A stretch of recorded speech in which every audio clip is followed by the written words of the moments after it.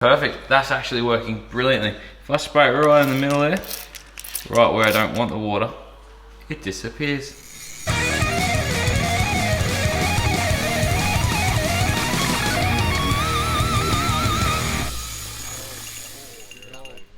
Today we're going to be having a look at something called superhydrophobic coating.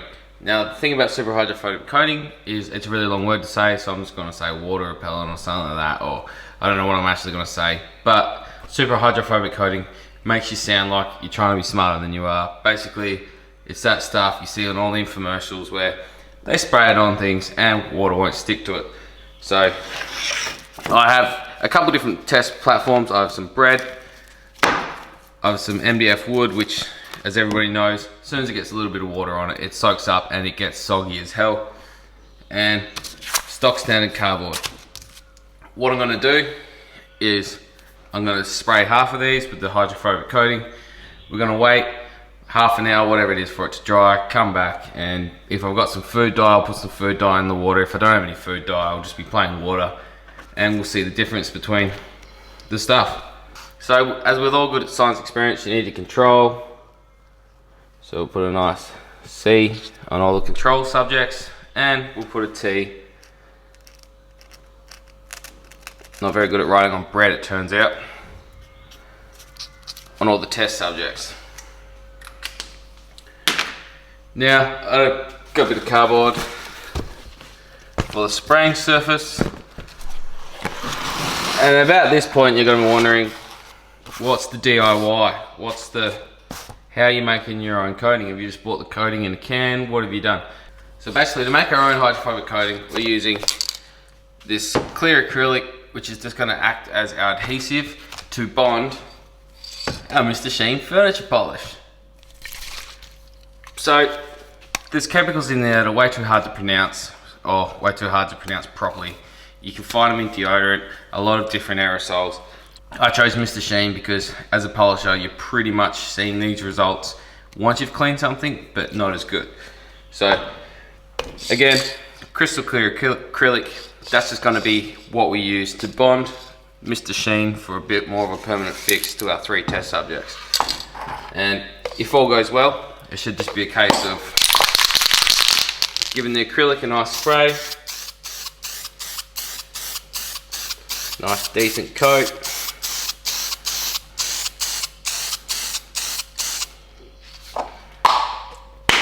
Now, immediately we see the cardboard's changed colour, so we're not going to get that whole, whoa, looks the same, but whatever.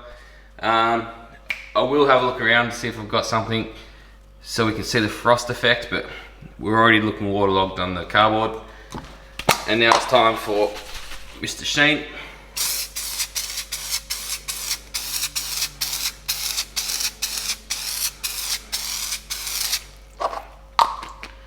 So straight away you're seeing why on all these infomercials they use bread as a great demonstration purpose, because you can't tell about the frosting, you can't tell about the changing of colour, whereas you can already see the difference between these 2 samples.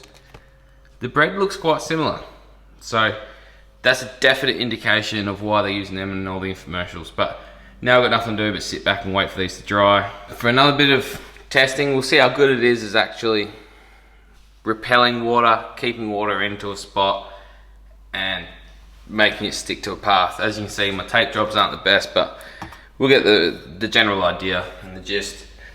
If it turns out good or not good enough, we'll have another go. So, clear coat.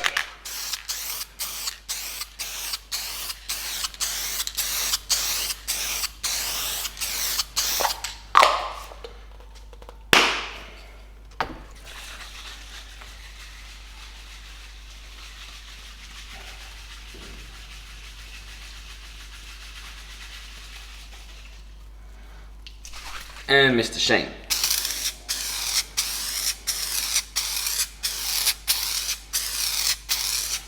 Now this actually went on quite thick and clouded up instantly, so this could be me overspraying it, so hold up. Just in case I've oversprayed and gone too full on, this one I'll hold the can back further, do a bit more of a light pass over, and then a lighter pass over the furniture polish as well.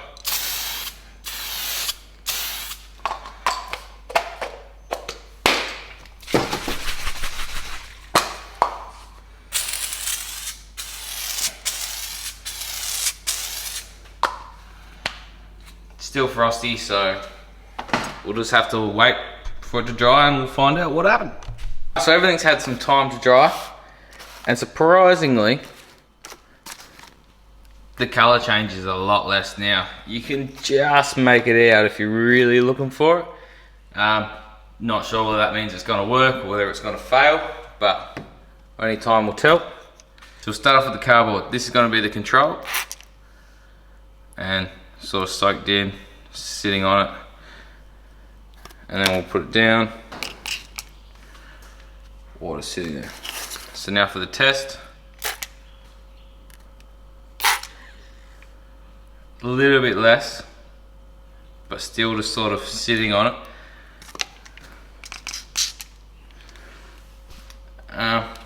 If you notice, I can smudge. I can't smudge.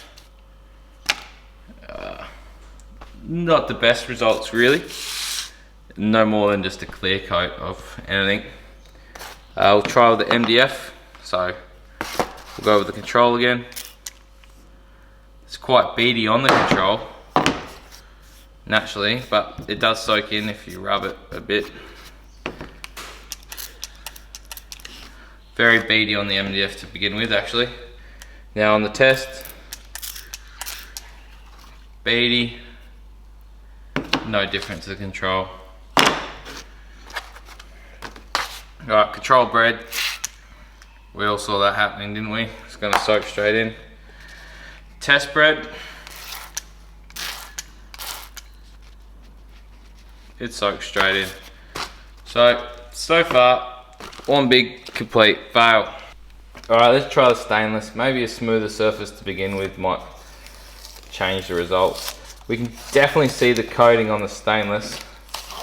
It left it quite frosty. Obviously the one on the left is the one that I sprayed the least. The one on the right is the one I sprayed the most.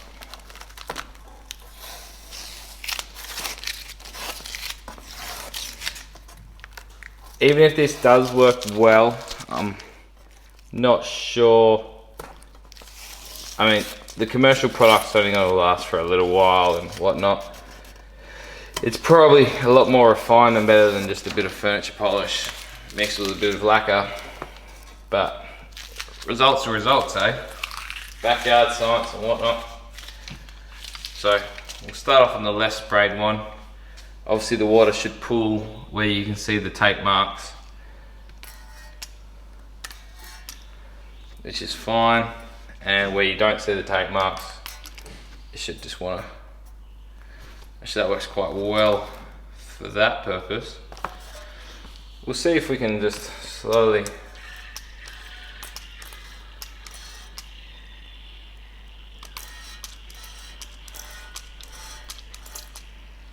it actually quite sort of, it's working. No, it's just made a run for it to the side, so that's just natural water pooling. Yeah, see, look.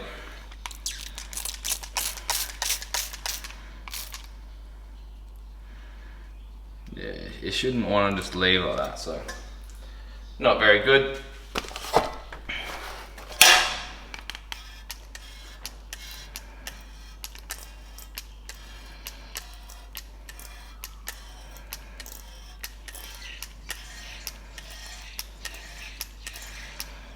Now those results are pretty fucking, it's actually working on this, actually, it's pretty good.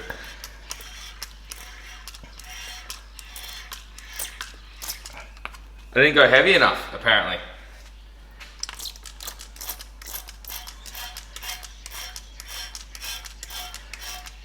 That's very, very repellent on the sides here.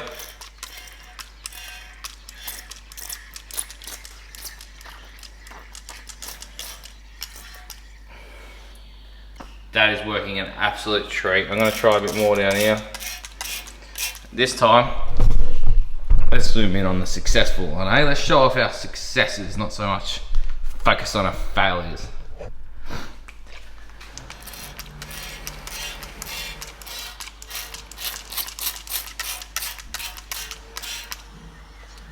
Perfect, that's actually working brilliantly. If I spray it right in the middle there, right where I don't want the water, it disappears.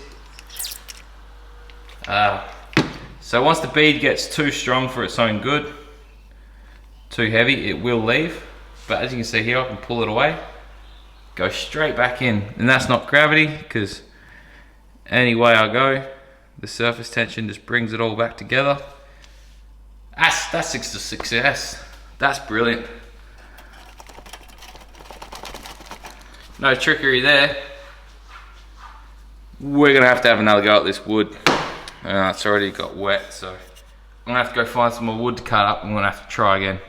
Alright, so here we go again with a brand new pattern. Make sure I give these a good shake up, just to make sure that's not part of my failure if I do fail. Now I'm just going to give these a good old coating. Nice, yeah. Make sure I fully see the gloss. The problem is everything else must have been a little bit more porous than the stainless to begin with. It might have soaked up a bit too much of the solution, so the water was able to get into the pores of the material. Even though there might have been like a really patchy, spread out amount of hydrophobic material, it was just surrounded by not scared of water material, I guess.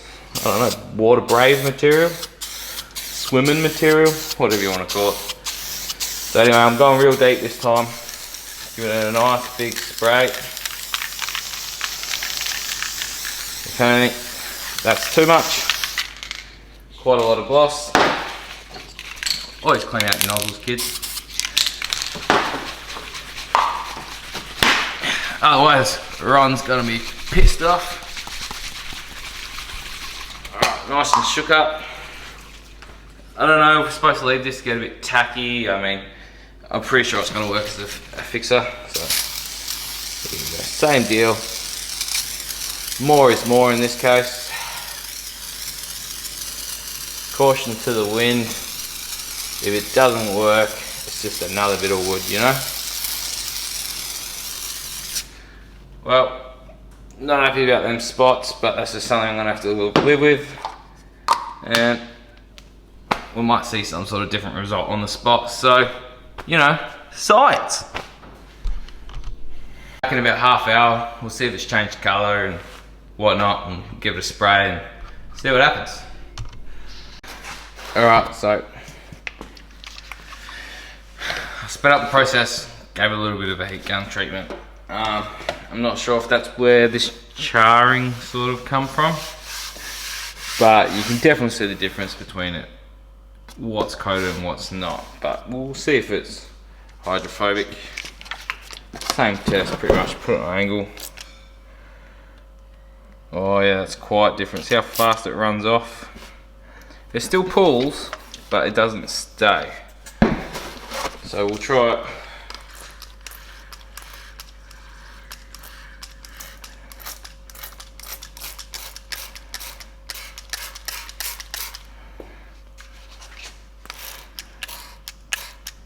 Nah, so we're not getting the same effect at all. So there's something in this process that's we're not getting with the stainless that we are getting with the wood. We're on the reverse side. We'll get rid of this dust.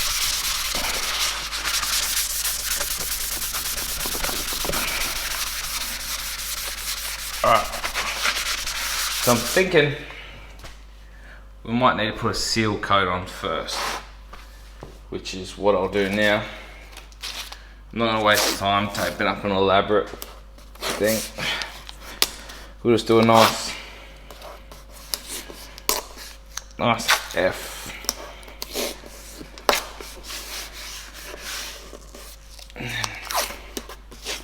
Then maybe a quick little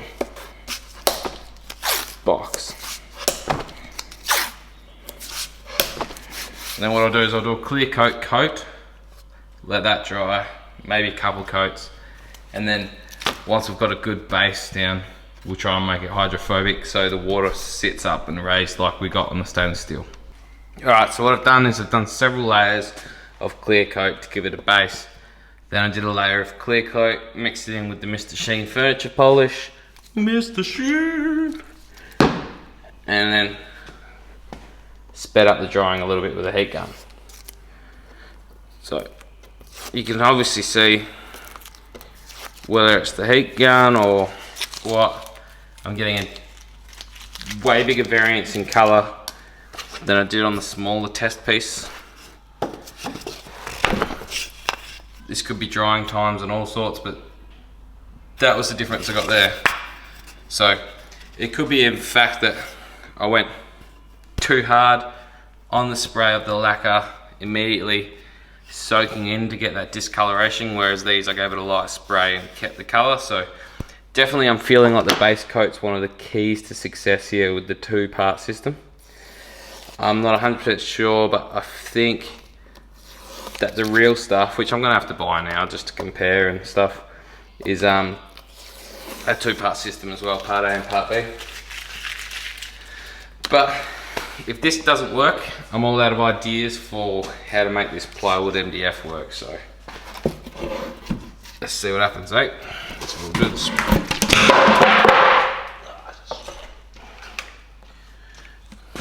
We'll do the spray test. It's definitely beading. Oh, and it's running quite off straight away. I feel like this is going to be a lot better of a result. Yeah, that's beading. That's quite hydrophobic right there. So, yeah, straight back in. So we'll just do this box.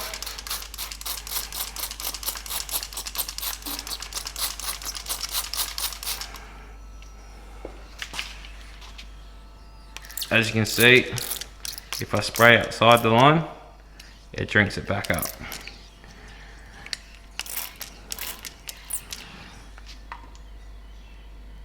I must have hit peak. I must have hit peak. The more hydrophobic the material is, the more height you're going to get on the walls of the dams or whatever you sort of say you're building. So I sort of hit peak. So if I take some of that out, it should, even if I soak it up from this side, if I remove it from the dam, we should see it retreat from this other side. Yeah. So for the F, I'm going to try and pour it in a little bit slower. Pour it a little bit slower, and we'll see if we can watch it.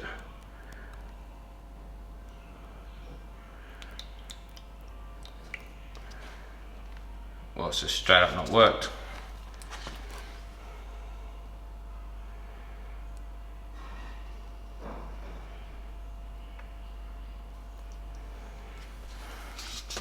So results are extremely hit and miss.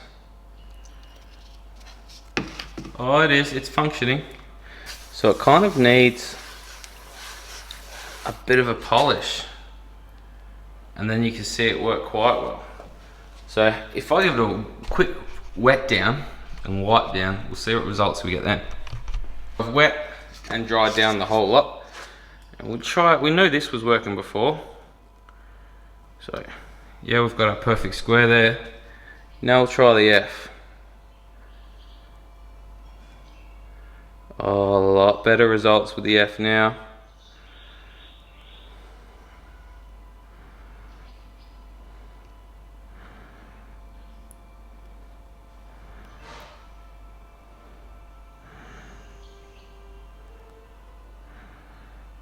We've got a runaway, but I'm sure we can blame that a little bit on gravity overpowering the wall of the hydrophobic dam, if you will. Try and crudely level this out real quick. That's working really well. So we'll just try and soak that gap. So it's not quite as effective as the the adverts show the real stuff, but just because the adverts show the real stuff as being very effective doesn't mean it is. That's definitely doing the job. This is the sort of patterns and stuff we're expecting. The water just goes straight back. Doesn't like it, either peels up, can be pushed around. It's not quite the results that we expected based on the adverts. But the other thing is, we're gonna have a lot of extra chemicals and gunk in our mix that they don't have. They're purposely made for this purpose. We're repurposing to general household items. But for what it is, a little bit of clear acrylic and some furniture polish, that's killing it. I'm really, really impressed with that. That's doing exactly what you think. And the level of frosting, it's not the end of the world. So I really think it's the base coat, and then it's a little bit of prep. I think the surface has to be smooth. So I'm tempted to try a couple thousand grit sandpaper. The only trouble with that is I'd have to really build it up thick to begin with. I got instant results with the stainless, so I might try and find some flat plastic, some acrylic, some glass. We'll do another test run. I think just getting results means we should try with a couple different couple of brands of acrylic or types of clear lacquer all together, and maybe a couple different combos of different furniture polish, air spray, deodorant. There's a lot of things that people claim to use, so we'll see what works best. I think that's the go. From here, we'll get a mix of stuff and really have a go. And obviously we're gonna need the real thing, so we're gonna have to compare the DIY to the real thing. Do the results differ? Is the real thing just a repackaged, expensive version of this? We'll have to test it out. We're gonna have to have a look and see.